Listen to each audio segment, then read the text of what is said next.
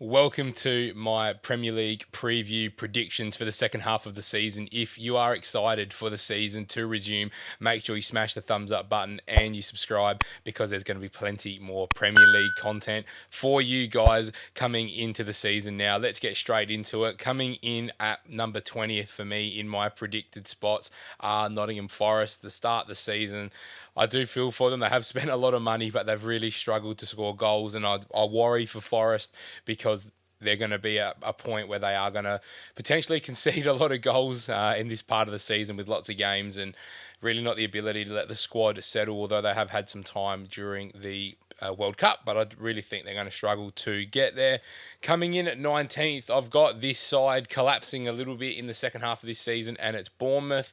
I think they've overachieved quite a bit in the first half of the season. I just don't think their squad's really at the level that it needs to be in order for them to stay up. I think there'll be a bit of a momentum going the wrong way for Bournemouth. The only way I can see them staying up is if Dominic Solanke stays fit and he's able to bag another 15 or so goals for them. And I think the last side that I've got in the relegation with them is Southampton, which is a bit of a controversial one. They've been a bit iffy to start the season off with. Another team that's really struggled to find goals. If they're able to get Che Adams and Joe Aribo starting to fire and Armstrong firing, then there might be a world where I see Southampton surviving. But I just think they're just not getting enough goals. They're really struggling for goals. Unless they strengthen in January and find a way to figure it out, I just think Southampton are in real trouble. They're not a great defensive side either. It's not a good combination when you are down the bottom. And in 17th, I've got a team that's very much the opposite of Southampton, and that is Wolves, a team who have really started slow but have made a managerial change this season already. I think they've had some time to get some players put together throughout this World Cup period, and we know they're going to be a very defensively solid side. Wolves always are a hard team to beat, and I think that's what's going to get them over the line. They're going to get enough results at home in order for them to survive. Again, my worry for Wolves is, are they going to score enough goals? Coming in at 16th is Everton under Frank Lampard. They have had a little bit of a resurgence, but I think they're very reliant on the fitness of Dominic Calvert-Lewin. If he stays fit, then there's definitely a world where Everton can propel themselves up the ladder. But again, I just think they're going to be a team that struggles for goals. They're playing a lot better football these days, but they're really struggling still to create. When Calvert-Lewin's in the team, he does put away those chances. He doesn't require heaps of chances, but again, you don't want to be pinning your hopes on survival on a guy that's got a really poor injury record at this level. So 16th place for Everton, and in 15th I've got Brentford, which some people might think is a little bit ludicrous, but at the time of recording we don't know what's going on with Ivan Toney. The amount of charges he's been charged against with regards to this betting scandal is alluding me to the fact that he might not play for a large part of this season. And I think if his goals dry up, then I also think Brentford are going to struggle. I think they've got enough points on the board to avoid a relegation fight because, you know, they do have Mbeumo and they do have some other players of quality. Damsgaard, we haven't seen the best of just yet either. But I think if Ivan Toney's to miss out on a large proportion of games, then Brentford are really going to struggle to replace those goals in a very short period of time. If he doesn't, and if he does play, then I could definitely see them being in that sort of mid-table, that 12 to 14 bracket anyway. But I've got them locked in here at 15th. And in 14th, I've got Leeds, a side who only just survived relegation last year. I think they've actually played some really good football. When Rodrigo's been up front, I've really liked what Leeds do. I think when Bamford, they just haven't figured it out with Patrick Bamford just yet. I think they lose a little bit of dynamism. When they've got Rodrigo up front and then they've got Aronson, Harrison, Somerville sort of buzzing around in behind him, I think Leeds actually look quite dangerous with Adams sort of controlling everything in the middle. I like what Leeds are doing, and I think in order for them to be successful, Rodrigo does need to play up front. Coming in 13th, I've got West Ham, a side who I've actually liked the look of. Skamaka has looked good in part, so has Jared Bowen this season. I think the World Cup breaks probably come at a good time for West Ham, an opportunity for them to really reset and refire and give David Moyes an opportunity to get his squad together. They didn't have heaps of representation, bar Declan Rice, really, at the World Cup, which is probably a good thing for West Ham because it's allowed them to probably solidify as a group with no European football. I think they're going to have a bit of a resurgence in the second half of the season.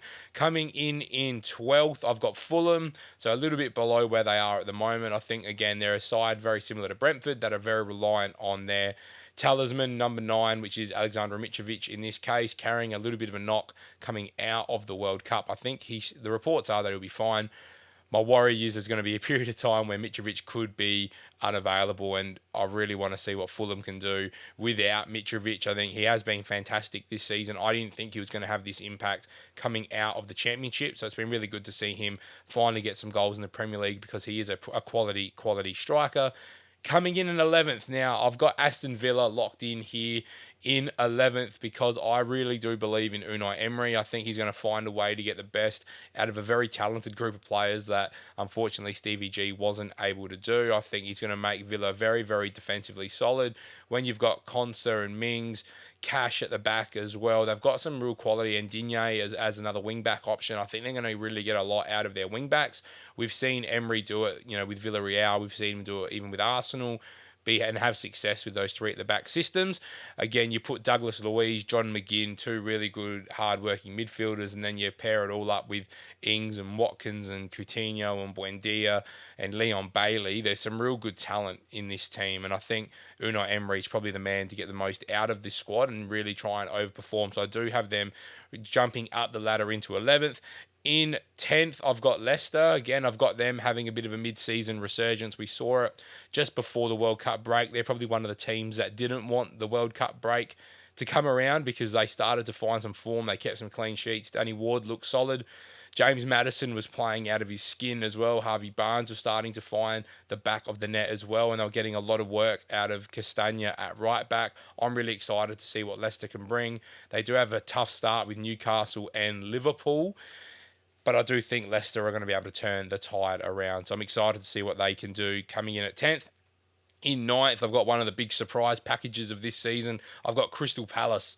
I think they have looked absolutely fantastic so far. Their interplay going forward has been brilliant. They've had Zaha and Edouard and Eze and Elise. They just have such great dynamism up front. They're able to find goals now. They've struggled a little bit defensively. They do have some good players in that defence with Anderson, and Gaeta is a very good goalkeeper. I think they're lacking a little bit through that central midfield area, and if they can strengthen that perspective in January, I think Palace are going to be primed for a really good push this year. I think they're going to finish outside of Europe, obviously, coming in 9th, but I think they're in a really good position where they can actually cause some danger. So very, very excited. In 8th, I've got their big rivals, Brighton. I think they've had a really, really solid start to this season. Do I expect it to continue? I see them getting some good results. I see them dropping some games that they probably shouldn't. They have a very small squad. I think, injuries and congestion might get the better of them. But, when you've got Trossard and March, Danny Welbeck even, who's fit and firing, they've got McAllister coming back as a World Cup winner.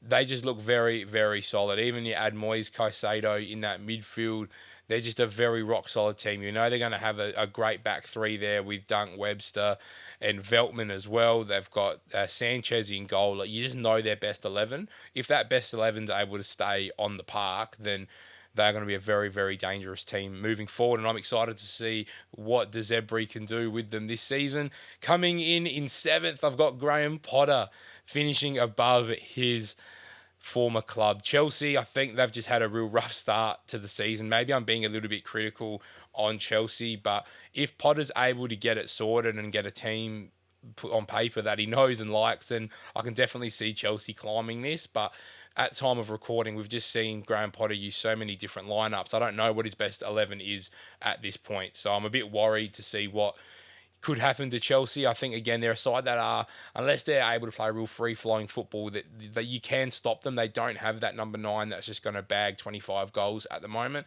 Now, they might bring that in January. It sounds like they've got the Nkunku deal done for next season, but I think some firepower up front wouldn't go amiss for Chelsea. Coming in at 6th, Tottenham Hotspur. I've got them dropping down a little bit. I just think Richarlison's picked up a knot. Harry Kane has looked good this season, but there haven't been many goals around Harry Kane. I think Son really needs to step up in this part of the season, as does Dejan Kulusevski. If they can support Harry Kane, then I really think that Conte could probably push this team a little bit further up the table. But at this point in time, I think they're just lacking a little bit of firepower and some form with some difficult fixtures to come. They got to play Man City twice in very quick succession, I believe, coming out of the Christmas period. So Spurs for me sitting down in sixth. In fifth, I've got Manchester United. I think without Cristiano Ronaldo, they're actually going to be better off. I think they're going to be able to use players like Martial, Rashford, Sancho, Anthony, Fernandes to more effectiveness. January, I'm pretty sure that they will end up strengthening. They've obviously released quite a lot of wage off of their weekly bill, getting rid of Cristiano Ronaldo. So I'm very excited to see what Manchester United can do. I think they're going to be able to play a little bit more of that Ten Hag football, where it can be a bit more expressive and a bit more free flowing. Coming in fourth, this is my big take here. I've got Newcastle hanging on for top four. I think, the extra games, the small squad is going to prove their weight in gold, I think, in this decision. I think with Newcastle, they are going to potentially have runs where it's going to be very difficult. I don't think Almiron's going to be able to keep up the scoring that he's done. They've got Alexander Isak coming back, but again, he hasn't had the best injury record in his young career. Same with Callum Wilson. I think if they can keep both of those guys fit, fantastic. If they can get St. Maximin back on the pitch, even better. But I just think there's too many question marks on this team. Defensively, they've been well overperforming what they're expected to do. I don't know if they're going to keep the same amount of clean sheets. For me, there's just a lot of question marks, but I do believe Newcastle will get Champions League football, which is massive for them, and it's going to make them a massive destination club for season 23-24. In third, it's my boys, it's Liverpool. I think we've just got the firepower there. I know we've lost Diaz, I know we've lost Jota, but we're looking a lot better. We were looking a lot better going into the World Cup. Salah's had a break, Firmino's had a break. Darwin only played 3 games at the World Cup as well. I think we're prime, we're ready to go. This has to be the go time for Jurgen Klopp. We've got a really good run coming straight out of Christmas, and we need to make the most of it. I just think we've got that potential to go on one of those big unbeaten runs and find our way back into Champions League football places for next season, and hopefully a title challenge next season. In second place, I've gone with Arsenal. I think they aren't going to hold on, but they've done such a great job to this point of the season. They've lost Jesus now for a considerable amount of time, and I think that's going to hurt the way they play. Although Jesus' numbers aren't fantastic in front of goal, what he does for the rest of the team has been instrumental in their success. Defensively, they look really good. In midfield, they could do maybe 1 or 2 signings just as cover for Partey and Xhaka. But if Martinelli's the guy that goes up front, or if it's Eddie Nketiah, we know they both can score goals. So I still think Arsenal, they've got enough runs on the board at the moment in order to finish top 2, but I just think Manchester City, who I've got penned in number 1, unfortunately, I don't really want Man City to win the title, but they've got everything. And I think City just going to chase them down. They've got Haaland, they've got Alvarez, they've got Riyad Mahrez, they've got Foden, De Bruyne. The names just keep going on and on and on and on. They are such a strong squad. And when it comes to crunch time, you just know that they're going to put a run together, 12, 13, 14 games, just winning in a row. When City need to win the games, they will. So that is my predictions. Let me know in the comments what your 1 to 20 is as well. Make sure you like, comment, and subscribe if you want to see more football videos for this season. And I'll see you guys very, very soon for more Premier League content.